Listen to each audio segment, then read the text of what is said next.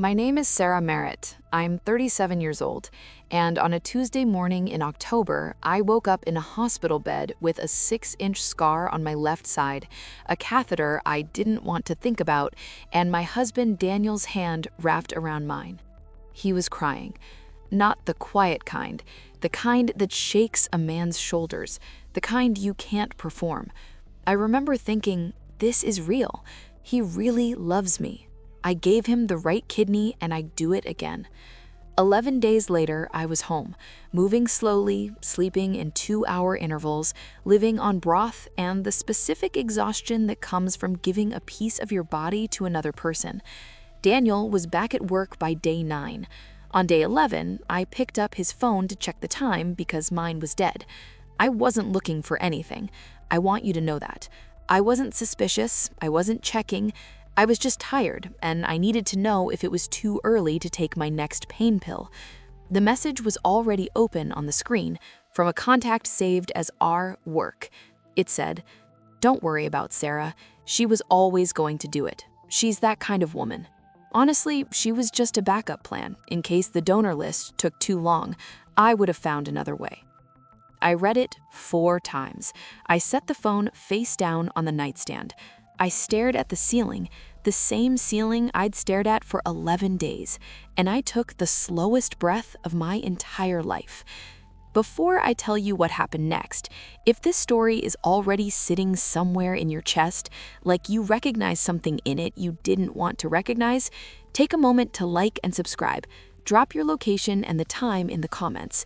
I want to know where you're listening from tonight. Now let me take you back, not to the hospital, further, back to the beginning of Daniel Merritt, so you understand exactly what I gave him and why. I met Daniel when I was 29. He was 31, tall, unhurried, the kind of man who remembered how you took your coffee after one conversation. We dated for 14 months. He proposed on a Thursday. No big production, just the two of us at the kitchen table after dinner, a ring in a plain white box, and the words, "I don't want to do any of this without you." I believed him. We married the following spring. 60 people. My mother made the centerpieces. My younger sister, Bia, was my maid of honor and cried through the entire ceremony, including the parts that weren't sad. For 4 years, it was good.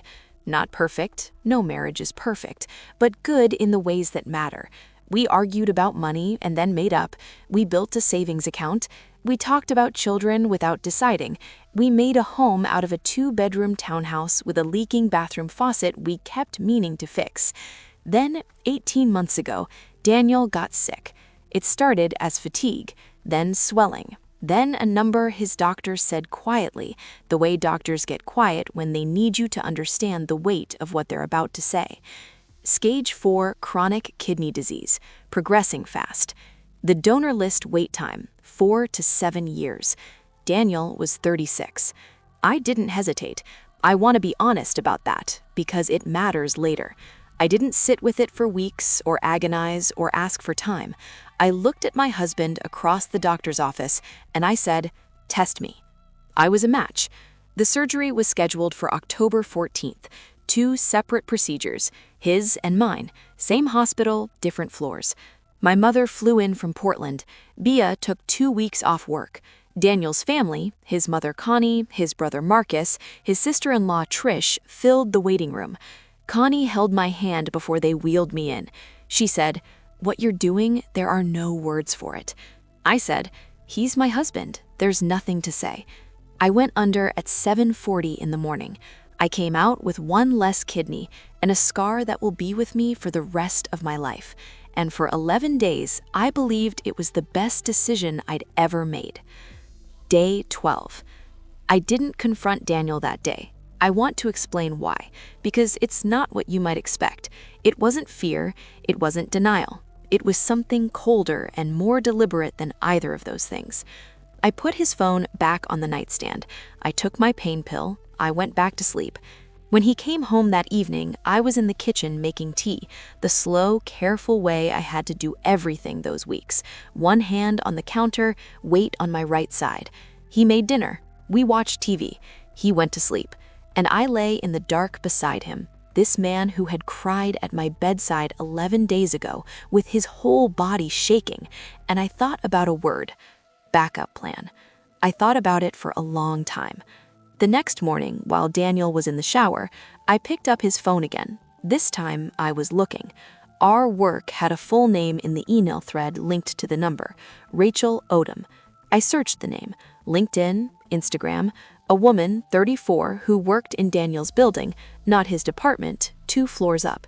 Her Instagram was public, lots of brunch photos, a trip to Lisbon in August. August, 2 months before my surgery. I kept scrolling. There was a photo from a rooftop somewhere, sunset, cocktails, and in the corner of the image, slightly out of frame but unmistakably, Daniel's watch, the one I gave him for our 3rd anniversary, the one with his initials engraved on the back. I put the phone down. I went to the bathroom, I turned on the cold tap, and I held both wrists under it, like you do when you need your body to calm down before your mind does. Then I went back to the bedroom, got dressed, and called my sister. Bia picked up on the 2nd ring. I said, "I need you to come over. Don't tell anyone. Don't tell Mom." She said, "I'm already in the car." If you've ever had to sit across from someone who loves you and say a sentence you can't unsay, you know what the next hour felt like. Bia sat at my kitchen table. I showed her the message. I showed her the photo. I showed her the watch. She didn't speak for a long time. Then she said, "How long?" I said, "I don't know yet." She said, "What do you need?"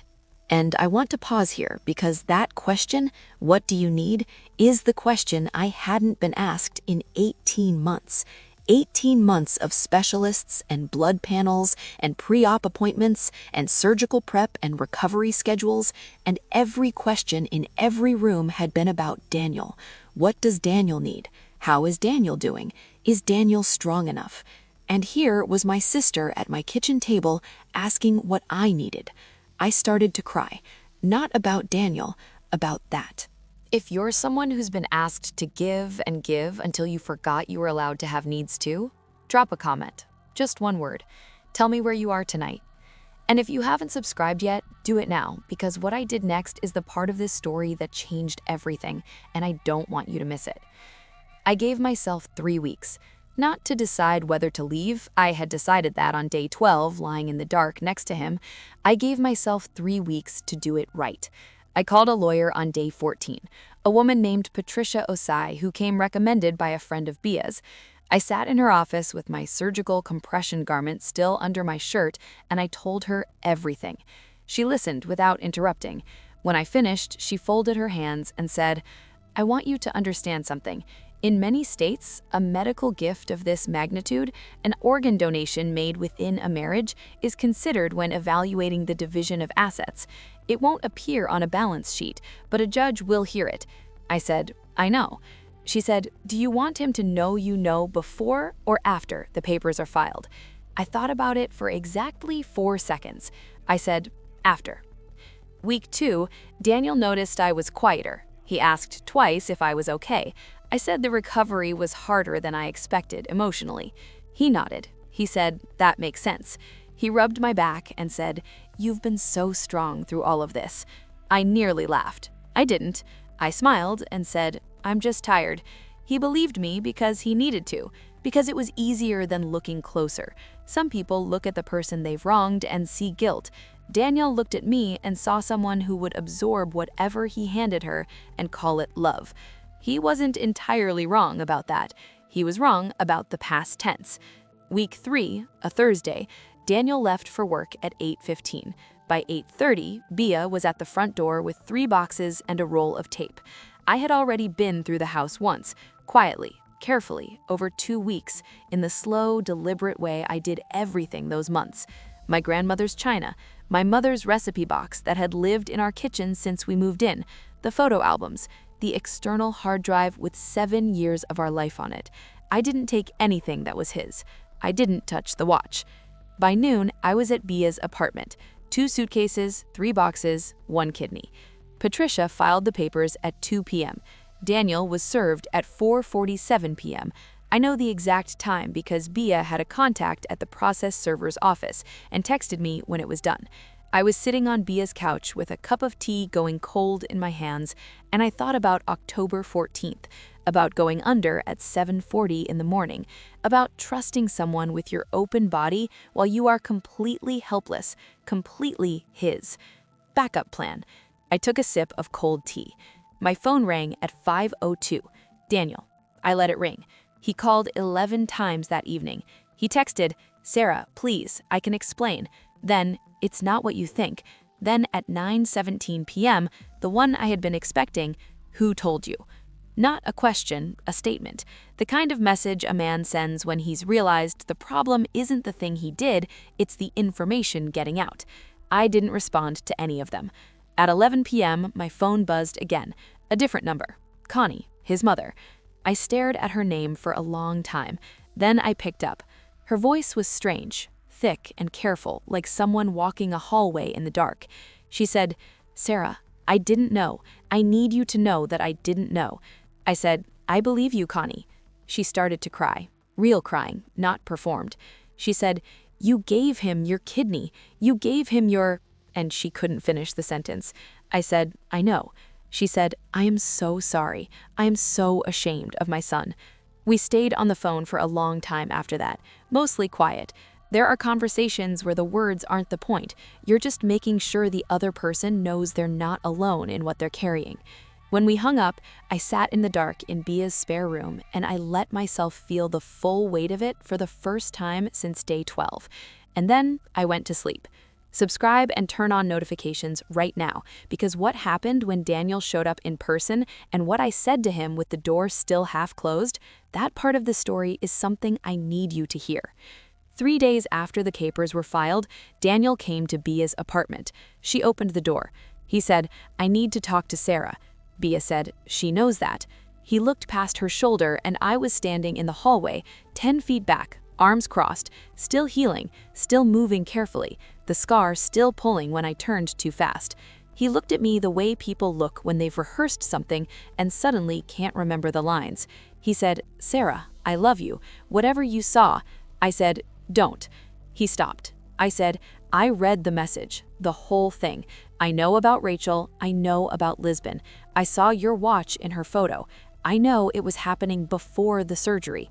The hallway was very quiet. He said, "I was scared. I was sick and I was scared and she was—" I said, "She was there." He nodded. I said, "And I was in a hospital being cut open." He had no answer for that. I said, "I want you to hear this clearly. I don't regret the kidney. I gave it to keep a person alive, and that was the right thing to do regardless of who that person turned out to be. But I want you to hear the rest of this too. You called me a backup plan to her while I was still in post-op. I want to know if you understand what that means." He was crying by then. I said, "Go home, Daniel." I closed the door. Bia put her hand on my back. I stood in the hallway for a moment. Then I walked to the kitchen and finished making my tea. The divorce took 7 months. Patricia was thorough and steady and exactly what I needed. The settlement landed the way she said it might. The organ donation was never on a spreadsheet, but it was in the room. The judge heard it. The outcome reflected it. I'm not going to share the exact numbers because that's not what this story is about. What I'll tell you is this. Daniel kept the townhouse. I kept a figure that gave me a full year to breathe and rebuild without fear. He and Rachel broke up 4 months after the divorce was finalized. I heard this from Marcus, his brother, who had quietly stayed in contact with Bia. Marcus told her she ended it when things got real. Turns out she wasn't interested in a man with a complicated medical history and an ex-wife who had just very publicly given him a kidney. Bia texted me this information on a Saturday morning. I was at a farmer's market with my mother. I read it standing next to a display of fresh flowers. I bought myself a bunch of sunflowers. I kept walking. I want to pause here before I tell you what happened next, because I know some of you are listening and thinking about someone in your life, someone you gave something irreplaceable to. Maybe not a kidney, maybe your time, your patience, your silence, your willingness to stay in a room where you were not valued because you had convinced yourself that love meant absorbing whatever was handed to you without complaint. This part of the story is for you. I'm 37 now. I have one kidney, I have a small apartment with 2 windows that face east, and a cat named Sable who wakes me up at 5:45 every morning without fail. My sister lives 12 minutes away. My mother calls on Sundays. Connie, Daniel's mother, still texts me on my birthday. I text her back. Last spring, I started running again. Slowly, nothing dramatic, just 25 minutes 3 times a week with my doctor's clearance, and one kidney doing the work of 2, which, as my nephrologist cheerfully told me, it is entirely capable of doing. The scar has faded. It hasn't disappeared. I don't think it will. I don't need it to. 6 months ago, I got a message from a woman I didn't know. She had found me through a mutual connection. Her name was Diane. She had just found out her husband had been unfaithful throughout her cancer treatment. She wanted to know how I had survived knowing that someone had let me give everything while they were already walking out the door. I sat with her message for 2 days before I replied. Here is what I told her. You survive it the same way you survived the treatment. One day, one task, one true thing at a time. The betrayal doesn't cancel what you did. You were brave and generous and real. That doesn't belong to him. It never did. It's yours. It was always yours. She wrote back 3 words. Thank you, Sarah. I cried a little. Then I made coffee and went on with my morning. I'm not telling you this story because I want you to be angry at Daniel. I'm not angry at Daniel. Not anymore. Anger like that is expensive, and I have one kidney. I need to budget carefully. I'm telling you this because I want you to hear the thing I wish someone had told me before October 14th. Not that I would have made a different decision, but that I would have known my own value while I was making it. You are not a backup plan. Not for your parents, not for your siblings, not for your partner, not for anyone who sees your willingness to give and sees a resource instead of a person. The moment someone shows you they see you that way, believe them. You don't have to perform disbelief for another 18 months. You don't have to go under the knife to prove it. And if you've already given the kidney, metaphorically or literally, if you've already made the irreversible sacrifice for someone who treated your love like a contingency, I need you to hear this. You didn't make a mistake. You were exactly who you are, generous, whole, real. The mistake was theirs, and you are still here. This morning, I woke up before the alarm. Sable was on the pillow next to mine, watching me with the calm judgment that only cats and judges can manage. The east windows were doing what they do. Pale light, the kind that doesn't demand anything from you, the kind that just arrives. I made coffee. I sat at my kitchen table. I thought about Daniel's face in that hallway, not with anger, not with grief, but with something quieter than either. I thought about 7:40 in the morning on October 14th. I thought about the ceiling of the operating room. I thought about how still and complete that moment felt, not because I was giving something away, but because I was entirely certain of who I was. I still am. If this story found you tonight, if you recognized something in it you've been trying not to name, leave me one word in the comments, just one. The word you needed to hear before you gave away something you couldn't get back. And if nobody in your life is saying it to you right now, let me say it here. You were never the backup plan. You were the whole point. I'm Sarah Merritt. I'm 37 years old. I have one kidney, one cat, 2 east-facing windows, and a life that is entirely, completely mine. Thank you for being here. Tap the description for the next story.